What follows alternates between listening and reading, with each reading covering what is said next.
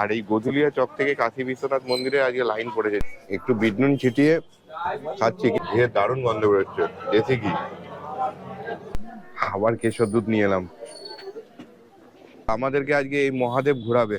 पूरा बॉडी उनका हिमोरेटिक रीजन से ब्लैक हो गया था। बनारस की साड़ी, बनारस का पान, वो दोनों आपके सामने, पान हमारे मुंह में।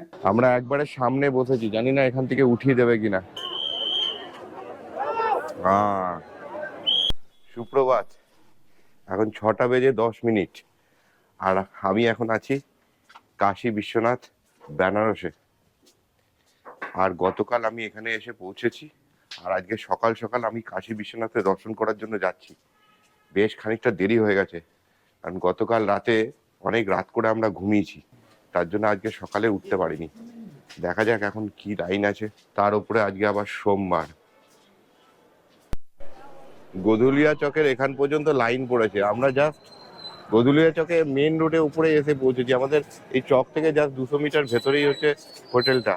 আর এই গধুলিয়া চক থেকে কাশী বিশ্বনাথ মন্দিরে আজকে লাইন পড়েছে, যেহেতু আজকে সোমবার প্লাস 26শে জানুয়ারি ছুটির দিন। তো আমরা এখন আপাতত কাশী বিশ্বনাথ মন্দির দর্শন ক্যান্সেল করছি। এখন চা ফা খেতে হবে কোথাও, তারপরে চিন্তা ভাবনা করবো কি করব। বেনারসের পাতলা অলিগলি ঘুরে সিদ্ধান্ত নিলাম আগামীকাল আমরা কাশী বিশ্বনাথের দর্শন করব। তাই আমাদের পরিকল্পনায় একটু পরিবর্তন করলাম। আজ আমাদের বেনারসের দ্বিতীয় দিন। আমরা আজ বেনারস থেকে 10 কিলোমিটার দূরে অবস্থিত বৌদ্ধ ধর্মের পীঠস্থান সারনাথ ঘুরতে যাব। মন্দিরের ভিড়টা কিন্তু মারাত্মক ভিড় আজকে, কালকের থেকেও আজকে বেশি ভিড়। আমাদের ভিড় ঠেলে আস্তে আস্তে সকাল হয়ে গেল। এত রাস্তায় ভিড়, এত সকাল সকাল। এরা মনে হয় রাত 12টা-1টা থেকে সবাই লাইন দিয়েছে। লক্ষ্মী চায়ে বালে। সকাল সকাল চায়ের তলব মেটানোর জন্য লক্ষ্মী চায়বালায় ভিড় ছিল চোখে পড়ার মতো। অনবরত চলছিল কয়লার আঁচে ব্রেড সেকার কাজ, ততক্ষণ পর্যন্ত যতক্ষণ না ব্রেড সোনালি রং নিচ্ছে। এখানে 2 ধরনের টোস্ট পাওয়া যায়, একটি বাটার টোস্ট এবং আরেকটি হোয়াইট বাটার টোস্ট। কিছুক্ষণের মধ্যেই হাতে চলে এলো সোনালি রঙের কুরকুরে ব্রেডের উপরে হোয়াইট বাটারের পাতলা আস্তরণ দেওয়া 2 পিস ব্রেড আর একটু বিট নুন। সঙ্গে নিয়েছিলাম ছোট্ট মাটির ভাঁড়ে 2 কাপ চা। একটু বিট নুন ছিটিয়ে খাচ্ছি, কিন্তু খুব একটা যে স্পেশাল কিছু সেটা আমি বলতে পারছি না। মোটামুটি নর্মালি লাগছে। এই দোকানের টাইমিং সকাল 4টে থেকে রাত্রি 12টা পর্যন্ত। 3G সুইটস অ্যান্ড মিল্কস, এটাও কিন্তু বেনারসে একটা প্রসিদ্ধ জায়গা, খুবই ফেমাস জায়গা। এখানে অনেকেই আর কি মালাইও খেতে আসে সকালবেলায়, আমরাও সেই দিকেই যাচ্ছি। আমরা 3G সুইটস অ্যান্ড মিল্কে গেছিলাম মালাইও খেতে, কিন্তু ওখানে দোকান বন্ধ 8টার সময় খোলে। তো এখন 7:30 বাজছে, আধ ঘন্টা টাইম আছে। তাই জন্য আমরা কচুরি খেতে চলে এলাম এই রাম ভান্ডারে। চলুন, জাস্ট ওখান থেকে 200-300 মিটার দূরেই।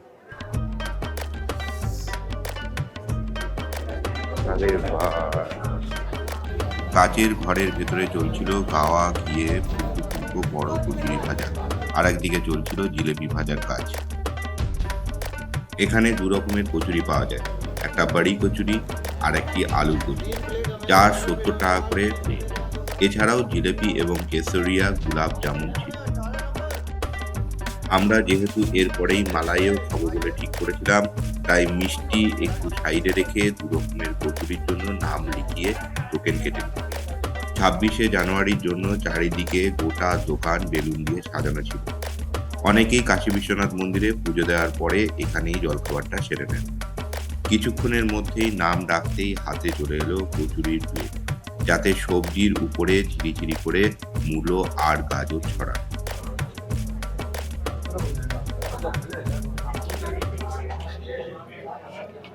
আলু কচুরিতে হালকা টক, হালকা মিষ্টি আছে, উপর থেকে একটা চাটনি দিয়েছে, আর উপরে মূলোর কুচি ছড়ানো, আর একটা খোলার সবজি দিয়েছে। আর পুরো ঘিয়ে ভাজা এই কচুরি, ঘিয়ে দারুণ গন্ধ বেরোচ্ছে, দেশি ঘি।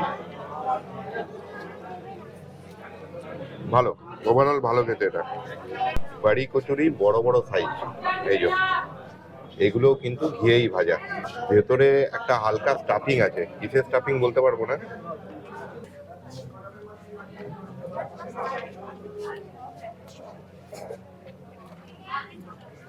এটা আলুর সবজি, এটাতেও কিন্তু একটা টক ভাব আছে।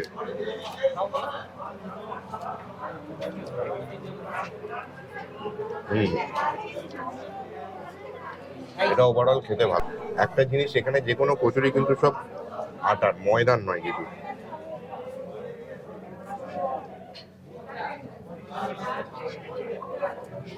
গরম। তাই জন্য যারা ময়দা অ্যাভয়েড করেন তাদের ক্ষেত্রে কিন্তু কোনো অসুবিধার কথা নয়, আটা ক্ষতিকর নয়। সকাল 8টা বেজে গেছে, এবার আমাদের গন্তব্য শ্রীজি সুইটস অ্যান্ড মিল্ক, সেখানে মালাইও। সবে দোকান খুলেছে, দোকানে লাইট জ্বলেছে, তাতেই এত লম্বা লাইন। শীতে যদি বেনারস আসেন তাহলে অবশ্যই মালাইও টেস্ট করবেন। কেশর দুধকে ফাটিয়ে সারা রাত শিশিরে রাখার পর তৈরি হয় মালাই, আর উপরে ছড়ানো হয় পেস্তার ছোট ছোট টুকরো। শ্রীজি মালাইও বানারসে 100 বছরের পুরনো একটা জনপ্রিয়। এটি কালভৈরব মন্দির থেকে মাত্র 150 মিটার আগেই অবস্থিত। তুষার নিয়ে এসছে দুটো, লড়াই করে। এটা বড়, এটা 100 টাকা করে, এর থেকে ছোট আছে একটা 60 টাকা, ওটা বড়টাই নিয়েছি। মুখে দিতেই একদম মিলিয়ে গেল, হালকা মিষ্টি, যা তুলনামূল্য বিচারে একদম পারফেক্ট। শুধু পেস্তা বাদামগুলো মুখে লাগছে, বাকি সব মিলিয়ে যাচ্ছে। মালাইও খাবার পরে এই কেশর দুধ খেতে একদম ভুলবেন না। মাটির ভাঁড় আগে করতেই 1 গ্লাস কেশর দুধ, যার স্বাদ ছিল অসাধারণ। এটা বেশি ভালো লাগছে খেতে। আবার কেশর দুধ নিয়ে এলাম।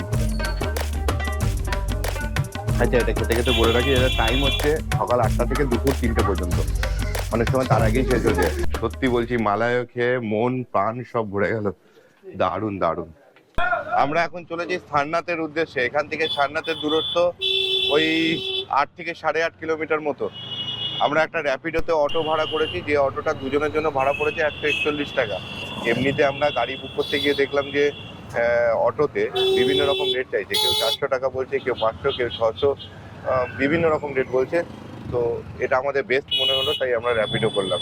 তাও এখন সকালবেলায় রাস্তা অনেকটা ক্লিয়ার আছে, 8:30 বাজছে।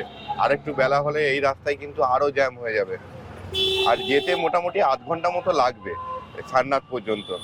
বেনারস হিন্দু ধর্মের প্রাচীন নগর, কিন্তু এখানে হিন্দু ধর্মের সাথে সাথে বৌদ্ধ ধর্মেরও প্রাচীন ইতিহাসকেও বহন করে চলেছে। বৌদ্ধ ধর্মের 4টি পবিত্র জায়গার মধ্যে একটি সারনাথ, যেখান থেকে গৌতম বুদ্ধ বৌদ্ধ ধর্মের প্রথম প্রচার শুরু করেছেন, যা একটা সময় লোকচক্ষুর আড়ালে চলে যায়। পরবর্তীকালে আর্কিওলজিক্যাল সার্ভে উদ্ধার করে এই জায়গাকে। 9টা বেজে 27 মিনিট, ওই 40 মিনিট মতো লেগেছে। আমরা পৌঁছে গেছি সারনাথ। আর আমরা এখন সারনাথের মন্দিরের একদম বাইরে। আর এখানে আসলেই আপনাদেরকে কিন্তু এখানে গাইড একদম ছেঁকে ধরবে। আপনারা শান্তভাবে কথা বলে আগে থেকে সবকিছু ঠিক করে নিয়ে তারপরে যাবেন ভেতরে। আমাদের দুজনের জন্য 100 টাকা একটা গাইড নিয়েছি, সেই গাইডই আমাদের ভেতরে দেখাবে। মোটামুটি 45 মিনিট থেকে 1 ঘন্টা সময় লাগবে বললো। আমাদেরকে আজকে এই মহাদেব ঘোরাবে। আচ্ছা, এখানে কোনো টিকিট লাগে না। सारनाथ इसलिए फेमस है क्योंकि यहाँ पर भगवान बुद्ध ने 5 जन को अपने सबसे पहला उपदेश दिया था, इसलिए सारनाथ फेमस है। लेकिन सारनाथ से पहले का नाम इस जगह का सारंगनाथ था। सारंगनाथ जो नाम था लॉर्ड शिवा के वाइफ ब्रदर का नाम था, भगवान शिव जी के साले का नाम। लेकिन आज के टाइम पे इसको एक जन भी सारंगनाथ नहीं बोलते। सार का जो अर्थ होता है उपदेश, और नाथ का अर्थ होता है भगवान। जब बुद्ध देव ने अपने पहला उपदेश सिखाने दिया, तब इसका लोगों ने सारंगनाथ से नाम कन्वर्ट करके सारनाथ कर दिया। और ये जो पूरा कैंपस है 1/2 किलोमीटर रेंज का, पूरा take care maintenance Thailand government करता है। इसका नाम है थाई बुद्धिस्ट मोनेस्ट्री। और जैसे अपने हिंदू धर्म में 4 धाम होता है ना, बुद्ध में भी 4 धाम है। ऊपर पेंटिंग में देखिए बना हुआ है। जो सबसे पहला जगह है लुम्बिनी, जहाँ पर बुद्ध देव का जन्म हुआ था। इनका दूसरा होली प्लेस बना हुआ है बोध गया, जहाँ पर बुद्ध को ज्ञान प्राप्त हुआ था। और 3rd प्लेस पे आप खड़े हैं सारनाथ, यही जगह जहाँ से बुद्धिज्म स्टार्ट हुआ है। और ये जो स्लीपिंग बुद्ध है, ये है कुशीनगर, गोरखपुर के पास, यूपी में ही पड़ता है। ओखाने बुद्ध देव का डेथ हुआ था। और जो सबसे ऊपर वाला मूर्ति, उसको ध्यान मुद्रा बोलते हैं। उसी मुद्रा में बुद्ध देव को गया प्लेस पे ज्ञान प्राप्त हुआ था। और एटा साइड का दोनों सेम है, लेफ्ट और राइट। साइड वाले मूर्ति को ही उपदेश मुद्रा बोलते हैं। उपदेश मतलब टीचिंग। इसी मुद्रा में बुद्ध देव ने आज से 2500 साल पहले आकर सारनाथ में पहला उपदेश दिया था।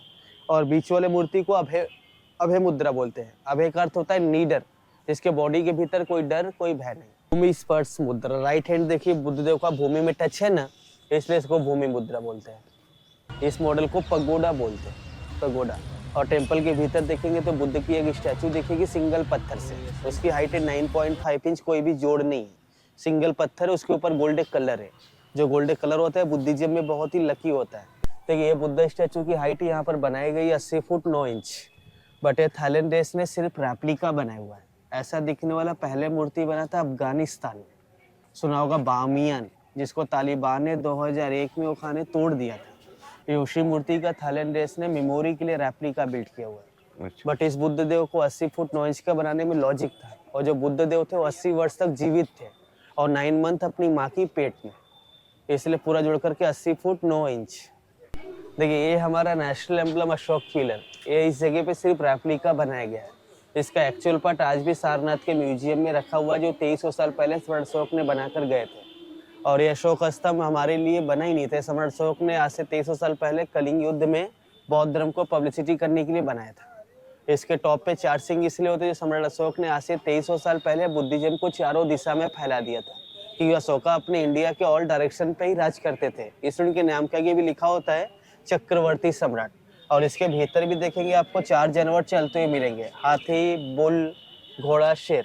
जब बुद्ध बौद्ध गया प्लेस पे ध्यान करते थे ना, धूप छांव गर्मी से पूरा बॉडी उनका ह्यूमिडिटी रीजन से ब्लैक हो गया था, कालो पड़ गया था, इसलिए ब्लैक बनाया गया। সারনাথের উল্টো দিকেই আছে বুনকার সোসাইটি, যেটা হচ্ছে দালাই লামারা এদেরকে অ্যাডপ্ট করেছে। সেই বুনকার সোসাইটি আমরা দেখতে যাচ্ছি। जो तिब्बत से बच्चे आते हैं ना, खाने तिब्बत, नेपाल और अरुणाचल से बच्चे आते हैं, खाने पढ़ाई करता है। असली बनारसी साड़ी का पहचान यही होता है कि जो साड़ी का बैक साइड पे अगर ऐसा आपको ताना बाना का थ्रेड दिखेगा तो असली बनारसी, अगर ऐसा धागा नहीं है साड़ी के पीछे तो पावर लूम।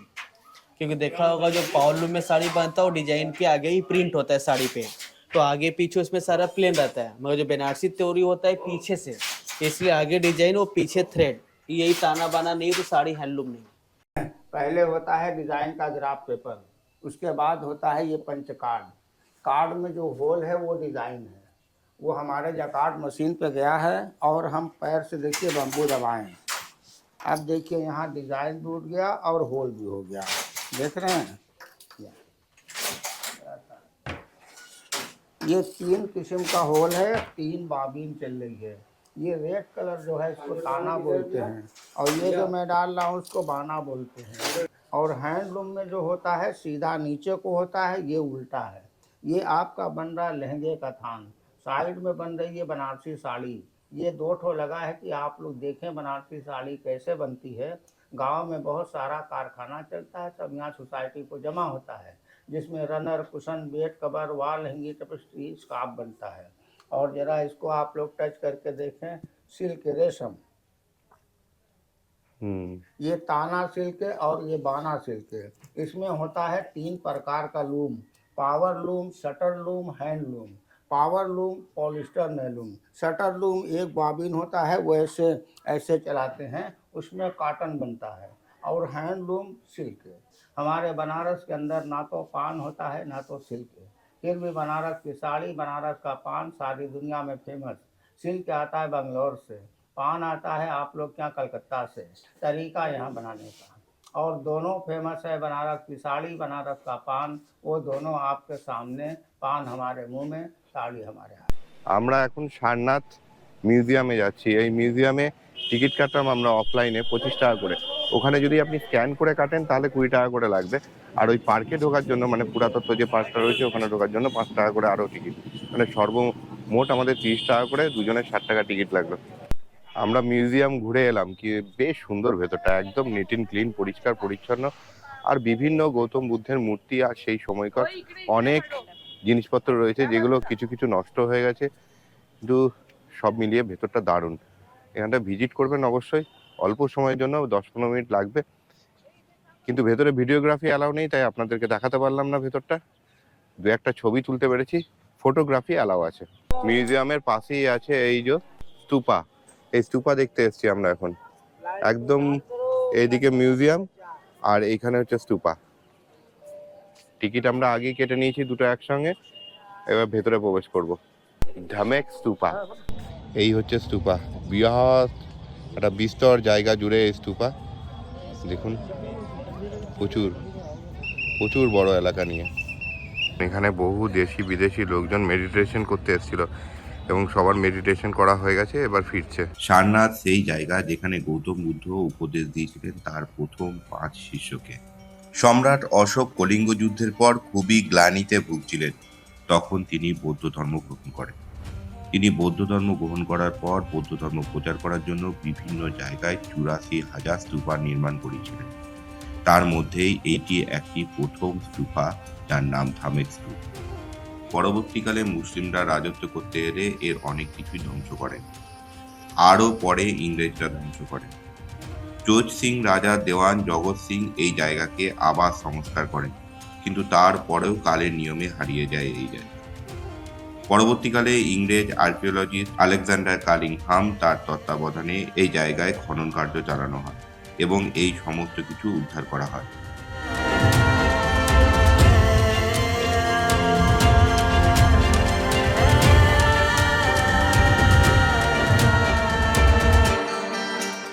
এখানে রয়েছে অশোক পিলার, যার কিছু অংশ রাখা রয়েছে ওই মিউজিয়ামে। এর সম্বন্ধে যদি বিস্তারিত জানতে চান তাহলে এখানে লেখা রয়েছে, এখান থেকে জানতে পারবেন। এটি সারনাথের মেন মন্দির। এটি শ্রীলঙ্কা টেম্পল নামেই বেশি পরিচিত। এই মূল গন্ধ কুঠিবিহার মন্দিরটি 1931 সালে শ্রীলঙ্কার রাজা বানান। এই মন্দিরের ভেতরে গৌতম বুদ্ধের অবশেষ শির দ্বারা রাখা আছে, যেটি বছরে একবার খোলা হয়, কার্তিক পূর্ণিমার দিন। মন্দিরের ভেতরে গৌতম বুদ্ধের গোল্ডেন পালিশ করা মূর্তি আছে। মন্দিরের ভেতরে গৌতম বুদ্ধের জীবনশৈলীর বিভিন্ন ছবি আঁকা আছে দেওয়ালে। এখানে রয়েছে গৌতম বুদ্ধের প্রথম তার 5 শিষ্যকে উপদেশ দেওয়ার কাঠামো, বোধিসত্ত্ব গাছের নিচে। শ্রীলঙ্কা থেকে এই গাছের ব্রাঞ্চ 1931 সালে নিয়ে এসে লাগানো হয়। রয়েছে বিশাল আকার একটি ঘণ্টা, যেটি দিনে 2 বার বাজানো হয়, ভোর 4টে এবং সন্ধ্যে 6টায়। 2 কিলোমিটার পর্যন্ত এর শব্দধ্বনি পৌঁছায়। আমরা এখন এসেছি চৌখণ্ডী স্তূপ। এর উপরের দিকে 6টি এবং নিচের দিকে 4টি কোণ আছে, তাই একে চৌখণ্ডী স্তূপ বলা হয়ে থাকে। আমাদের স্তূপা দেখা সম্পন্ন হলো। এবার আমাদের নেক্সট গন্তব্য নমঘাট। আর এখন টাইম 11টা বাজছে, 10টা বেজে 57 মিনিট। আর এই যে মিউজিয়াম এবং স্তূপার সামনে একটা বিস্তর জায়গায় অনেক দোকান আছে, আপনারা এখানে চাইলে কিছু কেনাকাটা করে নিতে পারেন। প্রচুর সুভিনিয়ারের দোকান। আমরা মিউজিয়ামের বাইরে থেকে একটা অটো করে নিয়েছি। বিভিন্ন ভাড়া বলছিল, 250 টাকা, 200 টাকা আর 150 টাকাতে একটা অটো করেছি। এমনিতে আমরা র্যাপিডোতে দেখলাম 138 টাকা দেখাচ্ছে, তো 150 টাকা ঠিকই আছে আমাদের মনে হলো। 10-12 টাকা আর কি ভাড়া গেছে। চলুন তাহলে নমঘাটের দিকে যাওয়া যায়। নমঘাট 6 থেকে 7 কিলোমিটার, সময় লাগবে আধ ঘন্টা মতো, মানে ট্রাফিকের উপর ডিপেন্ড করছে।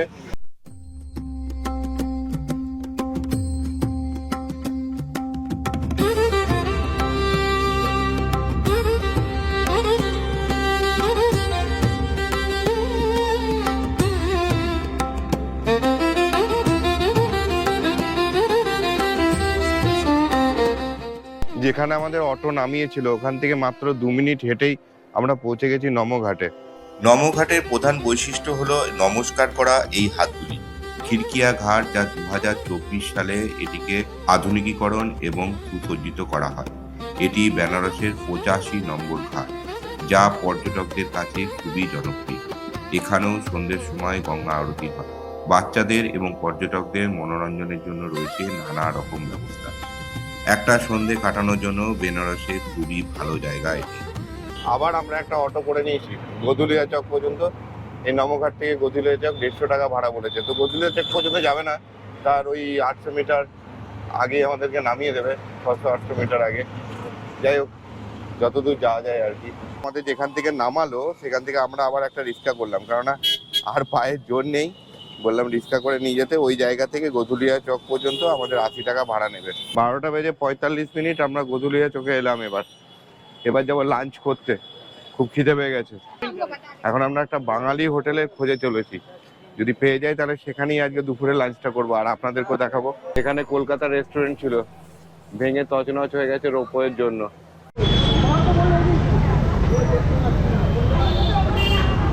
দুপুর 1টা বেজে গেছিল আর খিদেও জোর পেয়েছিল। আমাদের আর ক্ষমতা ছিল না ওই বাঙালি তলা পর্যন্ত যাওয়ার মতো। হেঁটে তো যেতেই পারতাম না, গাড়ি করতে হতো আর সময় লাগতো। আমরা একটা রাস্তার ধারেই এই গধুলিয়া চকের এখানেই একটা হোটেল ছিল, সেখান থেকে আমরা লাঞ্চ সেরে নিয়েছি। একদম নর্মাল ভেজ থালি ছিল, 120 টাকা করে দাম নিল, খুব একটা ভালো নয়। এখন দুপুর 3:30 বাজছে আর আমরা একটু রেস্ট নিয়ে আবার বেরিয়ে পড়েছি দশাশ্বমেধ ঘাটের দিকে, কারণ আগে থেকে গিয়ে জায়গা রাখতে হবে, নাহলে জায়গা পাওয়া যাবে না। আর আরতি তাহলে সামনে থেকে দেখতে পারবো না। এই সন্ধ্যা আরতি দেখার জন্য এখন থেকেই তোড়জোড়। বেনারস এলে এই সন্ধ্যা আরতি কখনোই মিস করা যাবে না। এই সন্ধ্যা আরতি দেখার জন্য সব থেকে ভালো জায়গা গঙ্গাবক্ষে নৌকাঘাট। এর জন্য বিভিন্ন রকমের ভাড়া হয়ে থাকে, 100 থেকে 150 টাকা পর্যন্ত। আপনি একটি গোটা নৌকো ভাড়া করে বিভিন্ন ঘাটগুলি ঘুরে তারপর সন্ধ্যেতে ওই নৌকো করেই সন্ধ্যা আরতি দেখতে পারেন। এর জন্য খরচ হতে পারে 1200 থেকে 1500 টাকা পর্যন্ত। তবে এর জন্য ভীষণভাবে দরাদরি করতে হবে। আমরা একবারে সামনে বসেছি, জানি না এখান থেকে উঠিয়ে দেবে কিনা, বসতে দেবে কিনা সেটাও জানি না, বা বসতে গেলে টাকা পয়সা লাগে নাকি সেটাও জানি না, কিন্তু এখন আপাতত আমরা এখানে বসেছি। দীর্ঘ প্রতীক্ষার আর কিছুক্ষণ পরেই অবসান হবে, মোটামুটি শেষ পর্যায়ে প্রস্তুতি।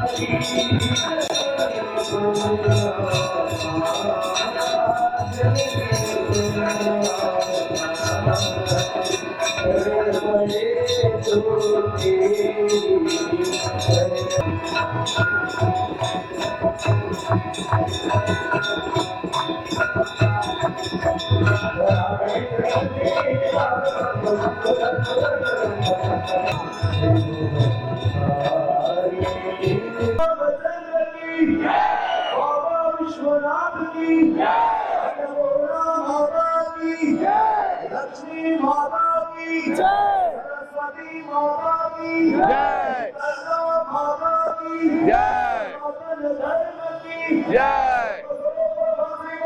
महाराज की बाबा की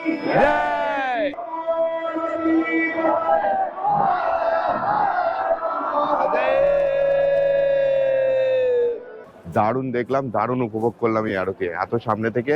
আপনারা এখানে এলে যদি নৌকা থেকে না আরতি দেখেন, তাহলে ওই সামনেটাতে 3টে থেকে 3:30-র মধ্যে চলে আসবেন, তাহলে খুব সুন্দরভাবে আরতি দর্শন করতে পারবেন। আর আমরা এখন চলেছি মণিকর্ণিকা ঘাটের দিকে।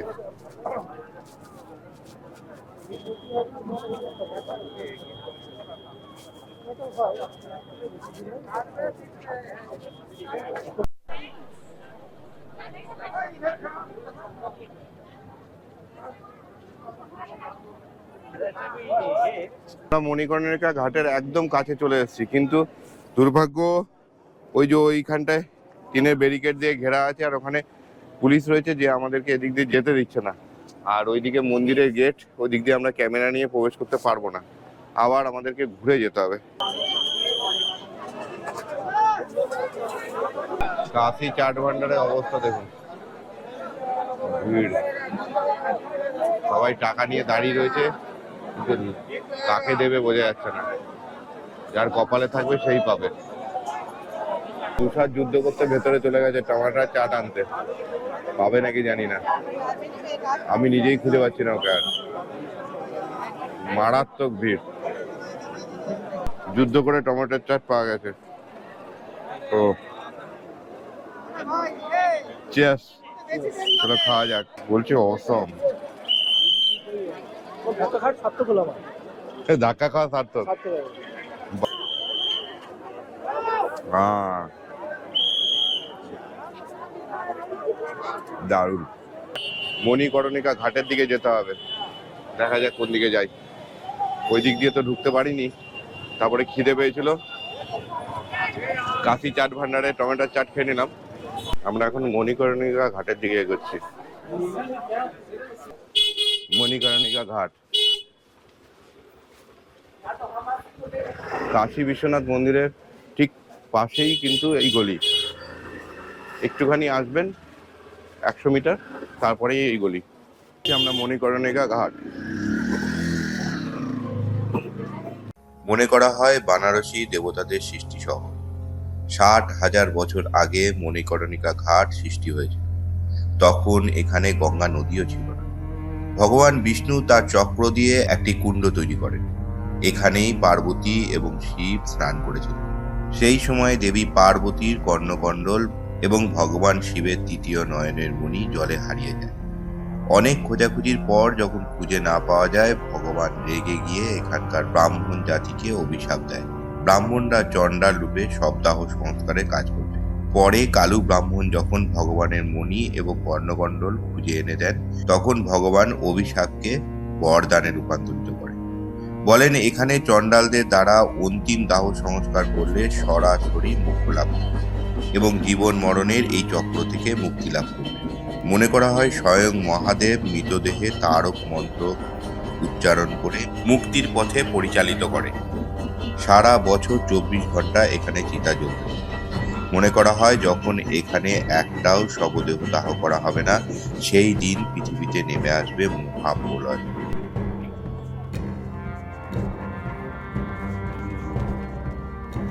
ধ্রুপদী নগর শৈলীতে তৈরি এই মন্দিরটির নাম রত্নেশ্বর মহাদেবের মন্দির।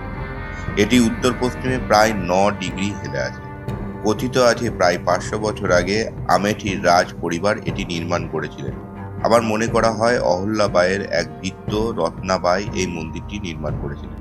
বছরের বেশিরভাগ সময়ে এই মন্দিরের গর্ভগৃহ জলের নিচে থাকে। মহাদেবের চোখের মণি আর পার্বতীর কান এখানে পড়েছিল, তার জন্য এর জায়গার নাম মণিকর্ণিকা ঘাট।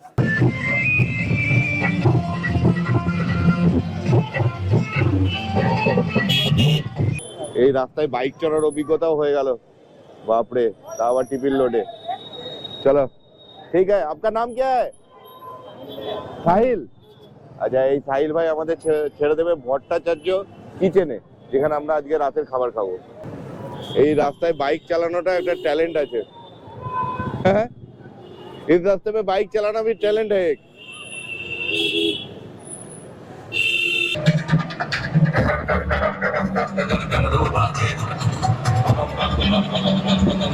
আমরা এখন শিবালা রোডে খেতে এসেছি ভট্টাচার্য কিচেনে। এখানে বাঙালি থালি খাবো বলে এত দূর এসেছি। যাই হোক, এখন দেখি ভেতরে গিয়ে কি বাঙালি থালি আমাদের জন্য অপেক্ষা করছে। আমরা খাবারে অর্ডার করেছি চিলি চিকেন ড্রাই হাফ, যেটা 110 টাকা প্রাইস। এর সঙ্গে চিকেন হান্ডি কোয়ার্টার 150 টাকা প্লেট, তার মধ্যে 2 পিস থাকবে, বড় বড় পিস, আর তার সঙ্গে রুটি আর স্যালাড থাকবে। এই সবটা অর্ডার করলাম, দেখি কেমন টেস্ট, এটাই হচ্ছে সব থেকে বড় ব্যাপার। চিলি চিকেন চেহারা দেখে কিন্তু খুব ভালো লাগছে, ড্রাই চিলি চিকেন, আর তার সঙ্গে বাটার মাখানো প্লেন তাওয়া রুটি। চিলি চিকেনের টেস্ট যথেষ্ট ভালো। একটু খেয়ে তৃপ্তি করতে পারবো। মানে আজকে সকালে খাবারটা একদমই খারাপ ছিল, খেতে পারিনি। এটার থেকে এটা ভালো, অনেক ভালো, বহুগুণ। গন্ধ খুব ভালো বেরিয়েছে। আশা করি এটাও চিলি চিকেনের মতোই ভালো হবে।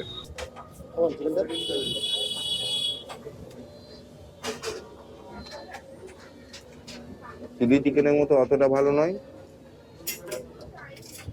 চিকেন হান্ডি আর কি আমরা যেরকম খাই অতটা ভালো নয়, কিন্তু খারাপও নয়। ধনের একটা ভালো স্মেল আসছে, স্ট্রং স্মেল। সরস্বতী পুজোর বিসর্জন হচ্ছে, কি জৌলুস দেখুন।